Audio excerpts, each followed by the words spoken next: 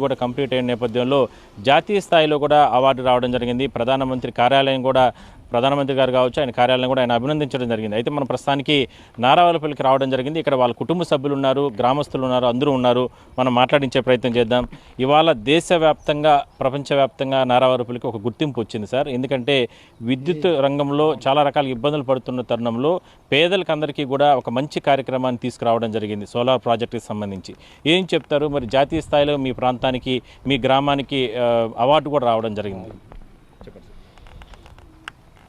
నా పేరు నారా సుబ్రహ్మణ్యం నాయుడు. మన ముఖ్యమంత్రి గారికి సొంతం. వాళ్ళ ఫాదర్ మా ఫాదర్ అన్నాదమ్ముళ్ళు, సొంత చిన్నాయన కొడుకుని. నా పేరు నారా సుబ్రహ్మణ్యం నాయుడు.